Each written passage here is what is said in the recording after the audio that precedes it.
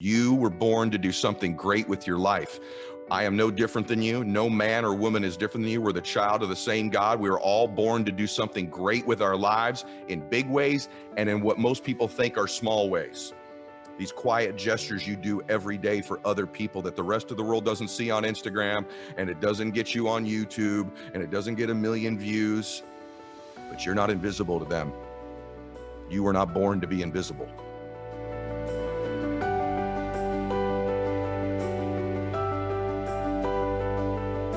All right, welcome back to the show, everybody. I'm excited. You know why? It's going to be you and I today. And I haven't done that in quite a while. Those of you that are fans of the show or have listened to it for a long time, you know that back in the day, I often did what we call solo episodes, where I created messages and content on the show every week and didn't just do interviews. And so I covered everything from blissful to satisfaction to unlocking your success code. I mean, everything. I did how to be happier, how to max out your life. I did time management and how to get 3 days in one and how to be a better listener. I've created all kinds of content, but as the show grew, and quite frankly, as I started to coach more and more people in the Arte Syndicate, I did fewer solo episodes and reserved sort of my coaching and mentoring for the Arte Syndicate and did more interviews. And that will be the case going forward. But so many of you have been messaging me on social media saying, hey, could you please just have a show where it's you, where you talk to us about your thoughts, your concepts, your strategies during what is really a unique and difficult time. And so, yes, that's what we're going to do today. I'm going to just throw you a bunch of disorganized ideas I have and thoughts I have that I think can help you thrive during what are, challenging times. And by the way, no matter when you're listening to this, here's the irony. No matter when you're listening to this, whether it's right when I recorded it in 2022 or 3 years later, there will be trying times. There will be difficulties. There will be things to overcome. And that's why first thing I want you to write down is outlast the temporary. Outlast the temporary. Outlast the temporary. Everything in life is temporary. In fact, our physical body is temporary. And so every single element of our lives are temporary. But the more we think things become permanent, the more the pressure accumulates on us. We can never get out of this. I'm permanently going to be broke. I'm permanently going to be unhappy. I'm permanently overweight. The world is permanently going to be in turmoil. My business is permanently going to fail. It's just a lie. You have to outlast the temporary. All pain is temporary. All things are temporary. And that's something that's really difficult to get our arms around. But if you really think about it, your body is temporary. At some point, your body will no longer exist. So everything in life is temporary. And once you embrace that, it changes your perspective on everything. So I'm going to share so much with you guys today. And it's great to be back with you one-on-one. Before I do that, I should tell you that this calling I have in my heart, as you know, I do this show. I do really everything I do in my public life to serve people. I certainly don't do it for money. I was wealthy way before I started to do any of this stuff, and it's not a significant part of my income. But one of the things I am doing currently that's sort of never been done before is I have a book coming out June 1st called The Power of One More. And I believe this book is going to change the world. It's, if you've all read Think and Grow Rich before, I love Napoleon Hill. In fact, I'm going to read out of his book to you today as part of my message. I love Think and Grow Rich, but I always felt like, yeah, you got to think and grow rich, but you got to act and do specific things to get rich. And rich, by the way, means happiness, bliss, financial, relationship, emotions, whatever rich means to you. And so I've written a book called The Power of One More. It comes out June 1st, but you can pre-order it right now. And that book, I believe, is revolutionary. It's really the first ever book, in my opinion, written that puts thoughts and actions in congruency. And I legitimately in this book give you tons of different thoughts and actions that if you do them simultaneously, they create change. And it's really my life's work in one book. And here's what I'm doing, just to share this with you. And maybe I'll mention it later in the show or not. I believe this book could change your life, or at least improve it for sure, might change the world. But to make sure you want to pre-order, it's number one on Amazon right now, but make sure you pre-order it. I'm going to do something crazy, which is I'm doing an event May 27th. It's a virtual event for most people, although there is some in-person seating on May 27th. This event includes myself will be teaching and speaking, Eric Thomas, Andy Frisella, Mel Robbins, Rob Dyrdek, Jenna Kutcher, Maria Menounos, I think John Gordon. I don't know if I've mentioned them all to you, and a bunch of other people. And here's the deal. If you pre-order my book, I know this is crazy, you get to go to the event for free. I'm not kidding. You're in the entire event for free. There's no upsell. This is one of the events where we're going to sell you stuff when you're there. It's just to serve, just to pour out to you.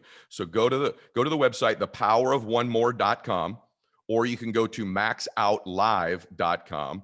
And if you go there, if this is after May 27th, go to thepowerofonemore.com. But if it's before that, you can go to powerofonemore.com or maxoutlive.com.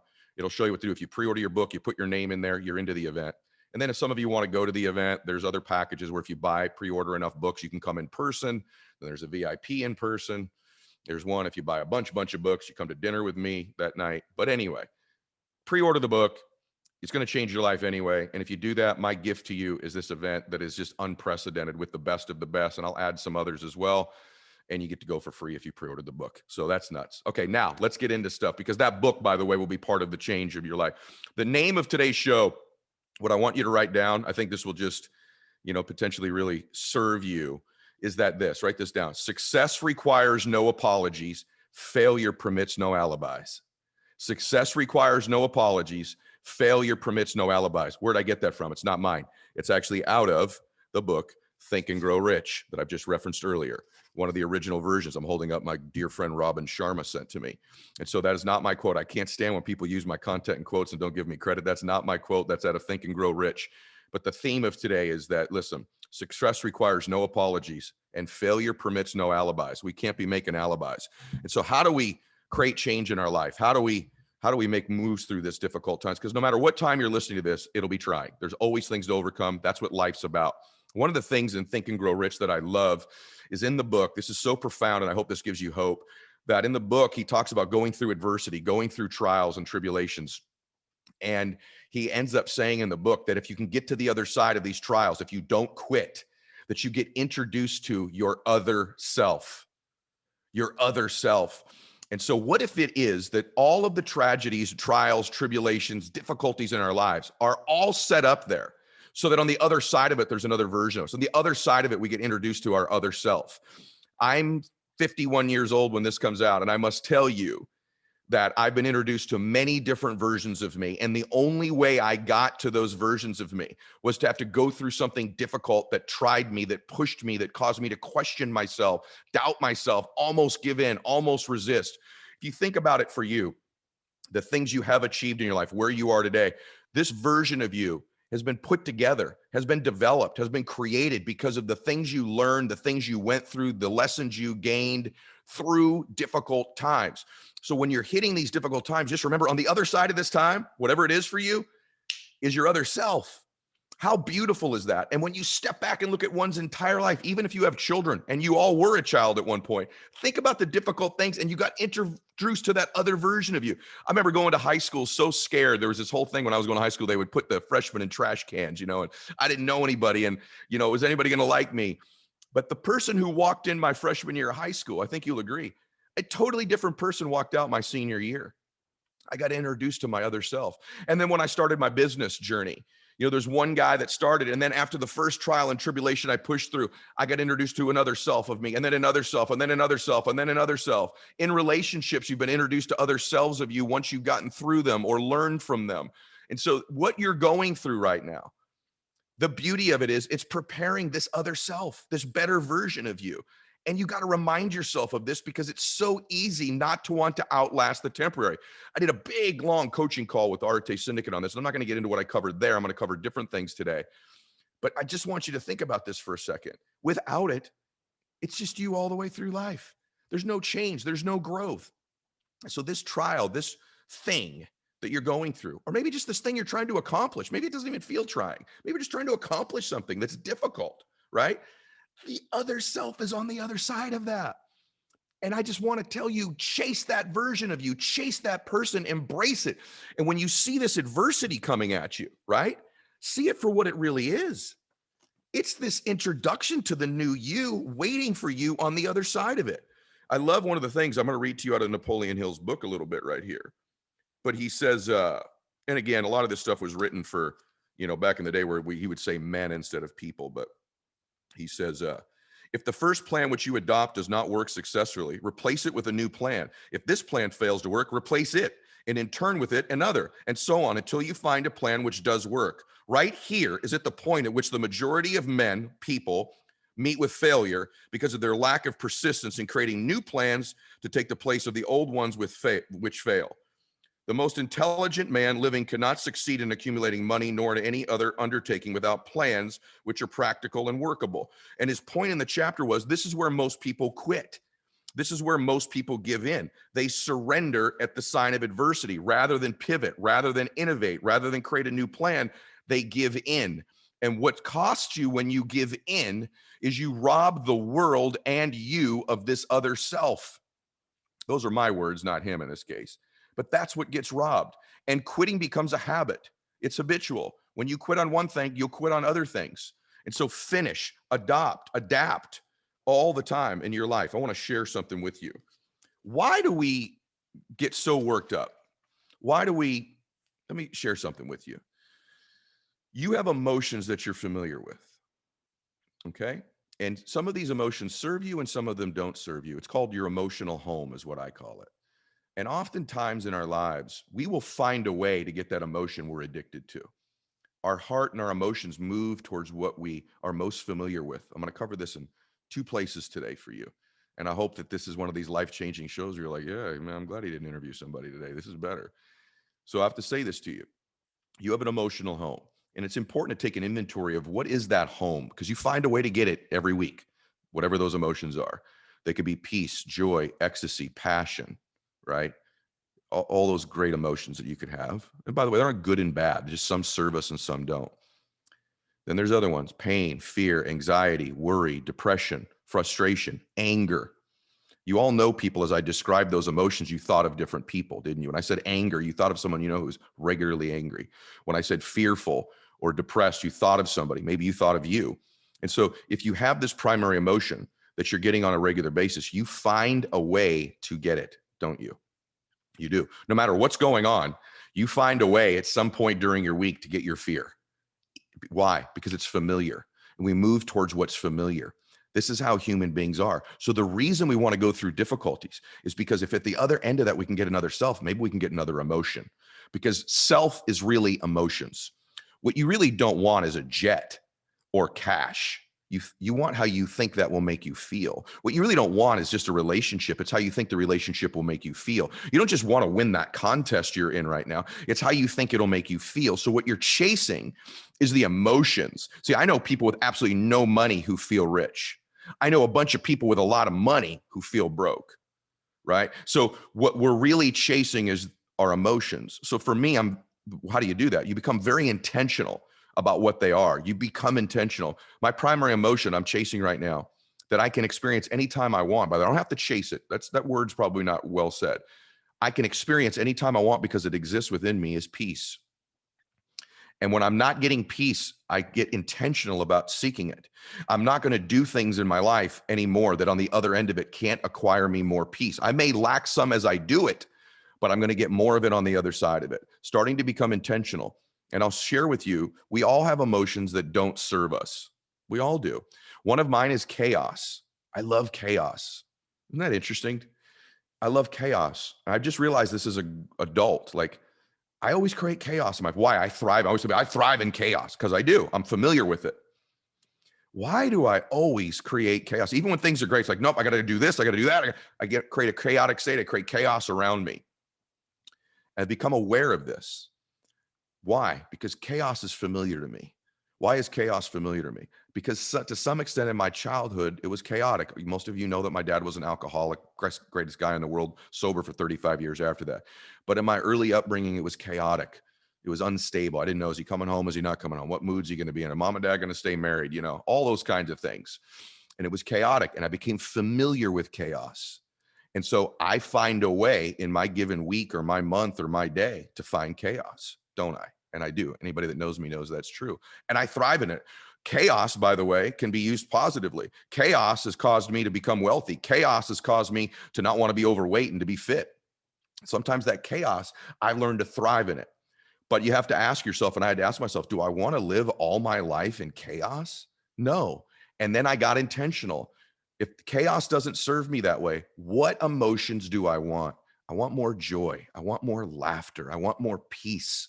And so I'm intentional about getting it. And I'm aware when I'm starting to generate chaos unintentionally. And that awareness for me, that awareness causes it to lose its power over me. So in your case, I would ask you, what emotion is your emotional home that you get the most regularly? Is it really joy? Is it really peace? Is it really ecstasy, passion, right? Or do you get a little bit familiar with worry, anger, frustration, melancholy, whatever you want to call it, fear, right? And once you know that, ask yourself, what are the emotions I would want to experience on a regular basis? And get intentional about them and become aware when you're doing the ones you don't think serve you. All right. And then ask yourself this: what would I have to think or believe in order to generate that emotion? Right? Because a lot of times we have thoughts that don't serve us. Thoughts generate emotions, right? It's not an event that generates the quality of our life. There's an event, then there is our perception of the event, our thought about it, which creates the emotion. So it's not the events of our lives. You can be going through a very difficult time and have peace. You can go through a very difficult time and feel strong. It's being intentional about it. And so I would challenge you to begin to think about, what would I need to think? What do I normally think that causes me? And I'm going to tell you in a minute. What do I normally think that causes me to get this emotion that creates stress for me? And what would I need to think in order to get the ones I want when the same stimulus happens? So in Think and Grow Rich, he says there are 6 basic fears. By the way, in The Power of One More, I show you how to overcome these fears with daily strategies. So it's not just the thought, it's the action you would take. I mirror the thought in congruency with the action. And that's why The Power of One More is such a really unique book. Having said that, these are the 6 basic fears according to Napoleon Hill, and they're really interesting. He says, there are 6 basic fears with some combination of which every human suffers at one time or another. Most people are fortunate if they do not suffer from the entire 6. Named in the order of their most common appearance, they are, this is interesting, in sequence. The number 1 fear is the fear of poverty. And just process that. Do you have the fear of poverty? Do you have the fear that whatever you're going through right now, you're going to be broke? You're going to fear that you're going to run out of money, that you're not going to eat, or whatever it might be. The fear of poverty. Number 2, the fear of criticism. Right? By the way, these are the bottom, not the top, excuse me. The fear of criticism. Do you have any of that? The fear of ill health. Okay, so those are the bottom 3, not the top 3. Bottom 3. 4th fear, the fear of loss of love of someone. In other words, someone you love will no longer love you. Okay. 5, the fear of old age, getting old and missing your prime, missing your moment, missing your life. And then lastly, the fear of death. And so those are the 6 fears: poverty, criticism, bad health, loss of the love of someone, old age, and death. And usually, I think you'll find that when you're experiencing stress and anxiety, it's born out of one of those fears. And I know you're sitting there going, Ed, this is damn good. Thank you for doing the show today. I hope you are. And if you do feel that, share it. Fastest growing show in the world, share it. So I'm aware of the fears that I have. And that's why success requires no apologies. I'm not worried about criticism. And failure permits no alibis. There are no alibis. There are no excuses. There just aren't any. And you go, but Ed, you don't understand. I do have this excuse. I do have this issue. I do have this situation that isn't fair for me. By the way, you're probably right. And if you think it, you're definitely right. What you have to ask yourself is, does it serve you to believe that? Or what would you need to believe in spite of that? If you say, well, hey, I started too late, I don't have enough money. What if you started to think, man, what a story this is going to be that I started with no money? Or you know what? I'm a particular group of people that's marginalized and it's more difficult for me. I would just submit to you that isn't the story going to be sweeter when you do win? Isn't it going to even be more inspiring when you do win? Isn't it going to move more people? Isn't your test going to be your testimony? Whatever this thing is, that is the alibi that you have in your life, whatever it is, someone hurt me, this overcame, I'm in this situation, you don't understand my health situation. Listen, if it serves you to believe that, keep believing it. But as your friend and your coach and a mentor to you and someone who loves you and cares about you, I would say this does not serve you, even if it's true. Even if it's true. What would you need to believe about it that now gives you power instead of kryptonite? And you begin to ask yourself these questions. So, you're going to show up. So that's one thing. You're going to show up 20 years from now somewhere. The question is where? And what I would submit to you is that one of the ways out of difficult times is huge, bold, God-sized dreams. Like, what is your huge, bold, the one you're embarrassed to tell people, the huge, bold, God-sized dream in your life? And the more of it you begin to project into that dream state of what you want in your life, the more it gives you the inspiration. If your dreams are bigger than the adversity, you'll get through it. But the minute that adversity, those emotions are bigger than where you're going, bigger than your dreams, you're toast. You got to reevaluate that.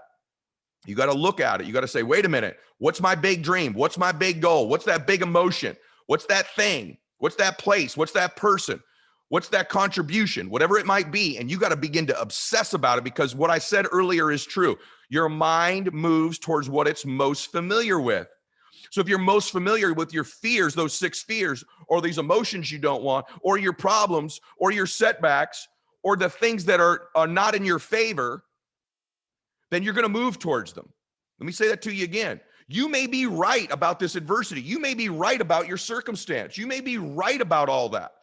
But does it serve you to believe it? Because the way the mind works is it moves towards what it's most familiar with. And the reason some people are successful and most aren't is the successful people have the ability to begin to program into their mind the things they want, the dreams they have, over and over and over, because they know this to be true. They belong in their dreams. Their dreams are not some hallucination. They're not a joke. God gave you those dreams as a glimpse, as a preview of what's possible in your life. And the more you understand, these dreams don't just come from me. How do I have these dreams? Where'd they come from? They come from God in your life, or whatever you believe about that. I'm a Christian. I believe they come straight from Jesus, straight from God. But whatever your faith is, the universe, whatever you believe, they come from outside of you, and they're not a joke. They're a preview of what's possible.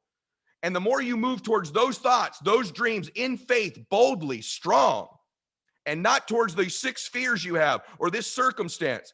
And I'm not talking about don't deal with reality. I'm not saying, I already said, you need to pivot. You need to course correct. You need a better plan. Clearly, you need a better plan. But what you don't need is to be moving towards the thoughts that don't serve you, because you keep getting them, don't you? You keep drawing the circumstances into your life that don't serve you, because your mind moves you towards what you're familiar with. Please, sister, I love you. Please, brother, listen to what I'm saying. Begin to feed these thoughts to you regularly, and begin to take the actions in congruency with them. And when you begin to think and act in congruency, you become a force in the world that is unstoppable eventually, if you can outlast the temporary, not right away. See, there's 2 things people lack. The Bible says, where there is no vision, the people perish. People lack vision, but oftentimes when they get a vision, the other thing that they suffer from is depth perception issues. They think it's further than it is. They think they're further away than they really are, and so they pace themselves and they act like it, and they don't let their mind go there regularly, and so they constantly stay in a perpetual state of being far from it. The premise of my book, The Power of One More, is very simple when you get it, and it's this: you're a lot closer to your dreams than you think. You're a lot closer to these emotions, these feelings, that life, that other self than you think you are. And let me tell you what you are. You're one decision away, one possible meeting, one relationship, one thought, one emotion, one strategy in my new book away from changing it. You're a lot closer than you think.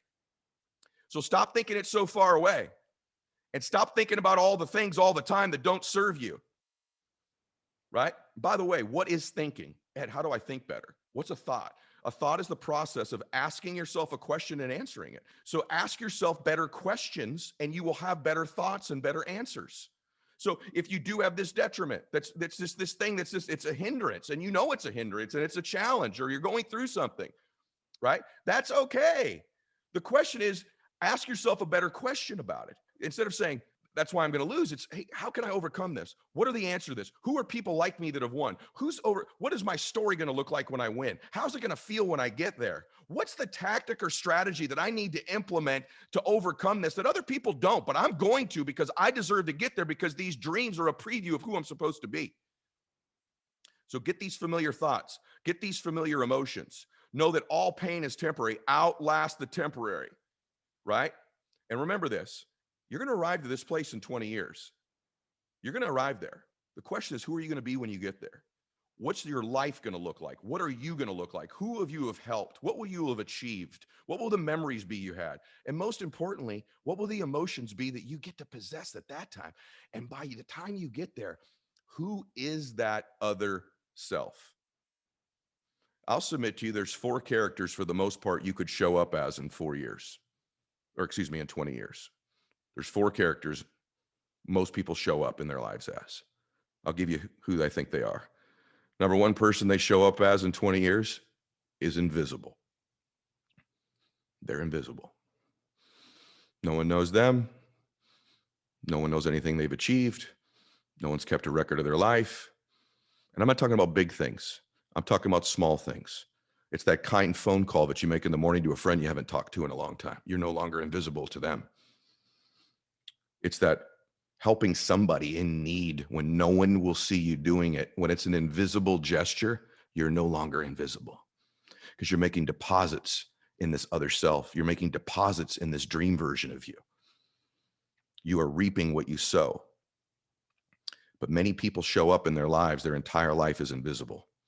That's one person you could show up as. Ask yourself, am I willing to let whatever I'm going through right now or what's ever going on in the world, what's ever going on in the economy, what's ever going on in my mind, what's ever going on in my family, cause me to show up 20 years from now invisibly?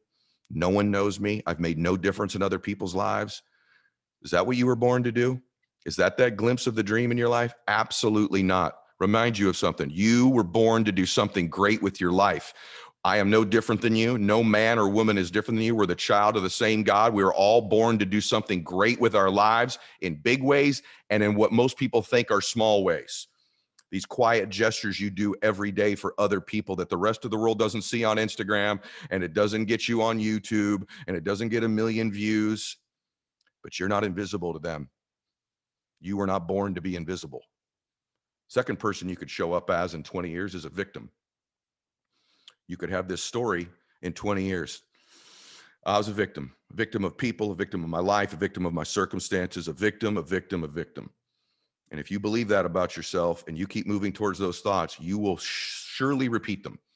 And you will show up 20 years in your life and as an example to your family, people who believed in you, your children, your grandchildren, your parents, your grandparents, your ancestors, and you will show up in 20 years as a victim. Something tells me that's not what you were born to be. Something tells me you were born to do something great, and you are not a victim, and you're going to rise above. And the fact that you rose above whatever you have to rise above, that divorce, that setback, that lack of education, that whatever, that marginalized group, that setback, that bankruptcy, that bad decision you've made, you're going to have one heck of a story, and you are not going to be a victim. And you're going to inspire a bunch of people who are invisible, who feel like victims, aren't you? That's the power of what you're going through. What if you were given this? Because there's an other self of you that's even greater than most people could imagine. Remember, the extent to what you have to overcome is the degree of who that other self is. The extent to what you have to overcome is in direct correlation to the degree of that other self.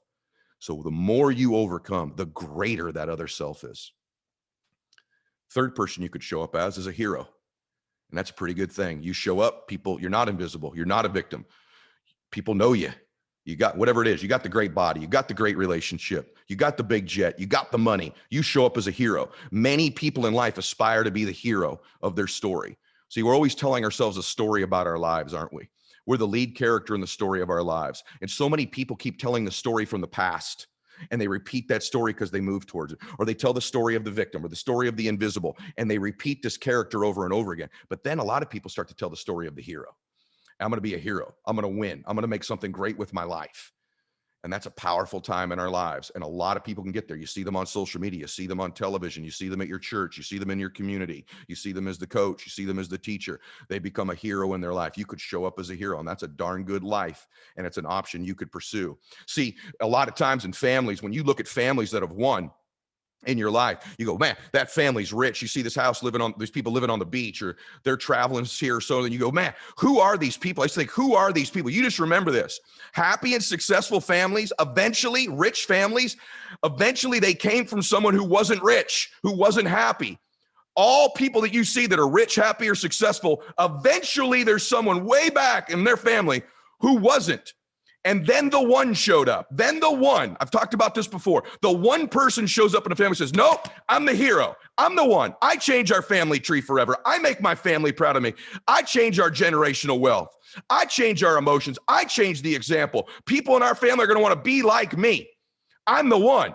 And then, guys, I'll tell you, in my family, I'm the damn one. And you know what? Not only about getting rich, not only about making a difference, but people in my family now think differently than they used to think. They don't think the same like they used to.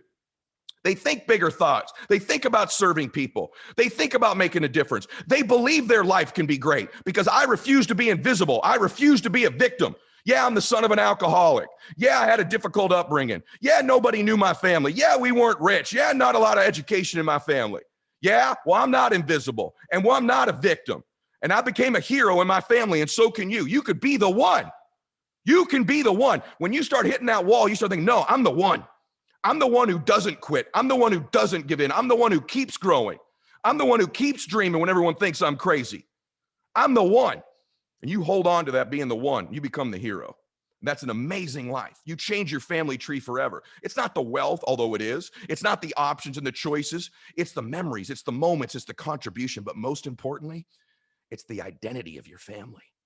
They don't think the same anymore. They got different thoughts. They operate differently. Their view of the world is different. Who they think they can become is different because of your example. See, I'll give you the fourth one in a minute, but let me tell you, there's four stages of people in life. There's the people that are just kind of, they're just going through life, unaware, not concerned. Then there's people who become motivational. Motivational people achieve things. They play to motives. Motives like get a car. If you do this, you get a car, you get a house, you get money, you get a body. Motivational people are awesome. The level beyond that, though, is inspirational. Inspirational people move people like I hope I'm doing with you today. The root of inspiration is to be in spirit, to move people spiritually, to touch their heart, to move their emotions, to lend yourself, to move them with their higher other self, not just their motives of stuff, but things in spirit, making a difference in people's lives. Inspirational people are very, very rare. See, most people are that dead stage. They just drift through life. Then there's a very small percentage that are motivated people and they achieve things and they have a good life. Much smaller group is inspirational, where they inspire. They move people. You can't feel it. It's an energy you feel. You can't describe it, but you feel it. It's inspirational. And then there's a really small group that's reserved for the highest level, which is aspirational people. Aspirational people aren't just motivational or inspirational. They're aspirational, meaning that you want to be and aspire to be like them. Those are the people that change the world. The people that change the world aren't motivational. They're not quite inspirational anymore. They've moved past that. They do motivate, they do inspire, but they aspire. People aspire to be like them.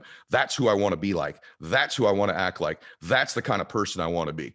And I would challenge you to move through these stages. If you're not motivated, become motivational and inspirational and eventually aspirational. And when you become the one for your family, when you become the hero, which is level 3, you've moved into an aspirational space in your life. And then the fourth level is awesome. And that's called servant leader. And that's when you get to a point in your life where you're no longer invisible. You've moved all kinds of people in their dreams. You've become the hero for your family. And then you determine you want to dedicate your life in the service of other people exclusively. You want to inspire, and aspire people to be like you.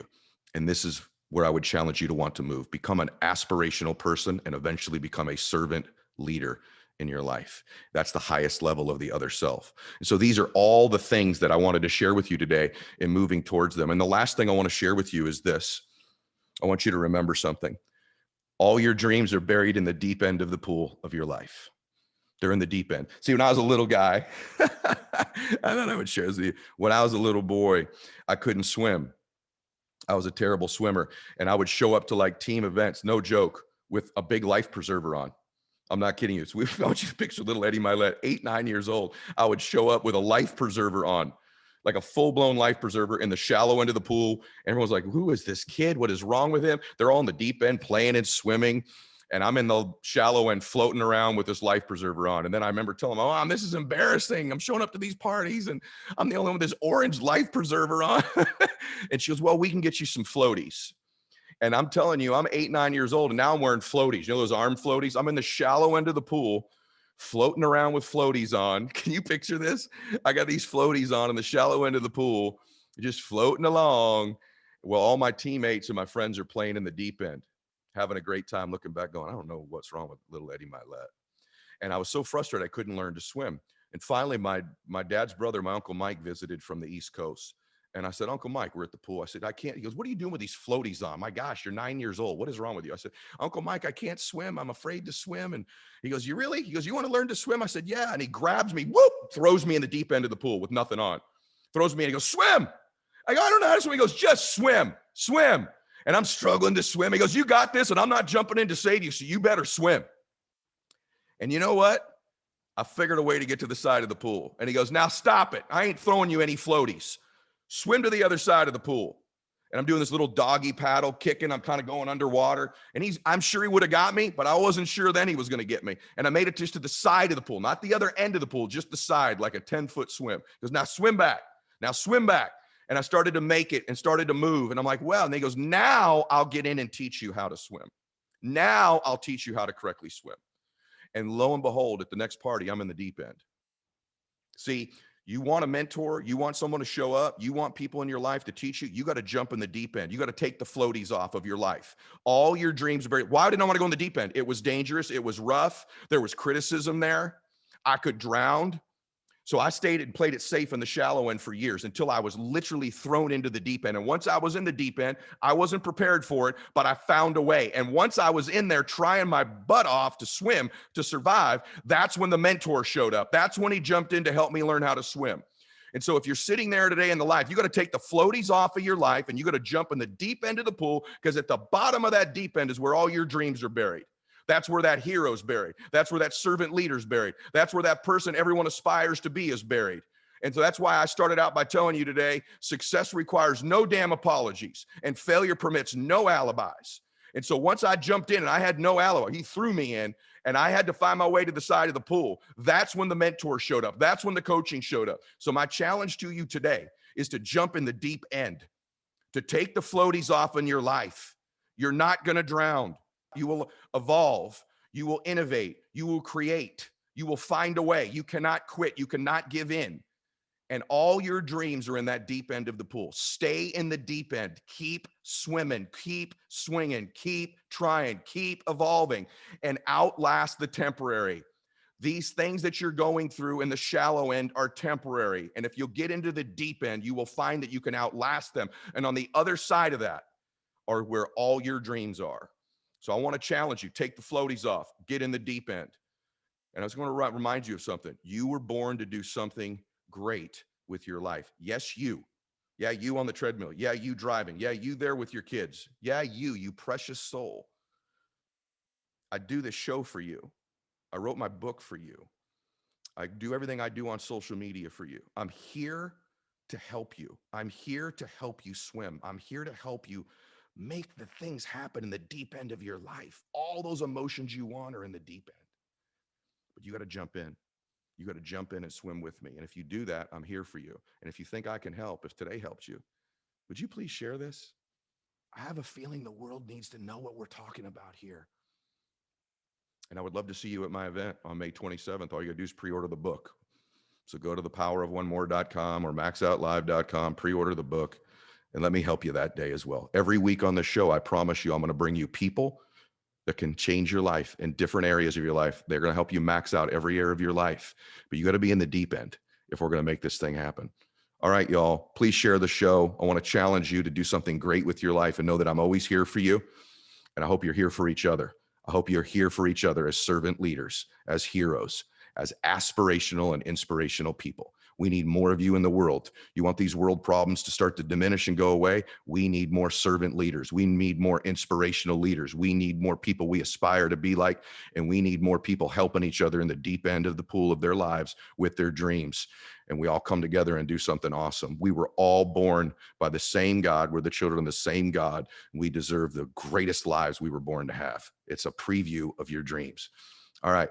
God bless you all. Max out. Hey guys, thanks for sticking around. If you'd like more, click the videos right here. They're exactly what you need to see next. And if you're new here, hit subscribe and become a part of the Max Out community. And tell me what you think about the videos in the comments below. I read all of them every week, and I select winners that get all kinds of prizes, gear, coaching calls with me. Make a comment.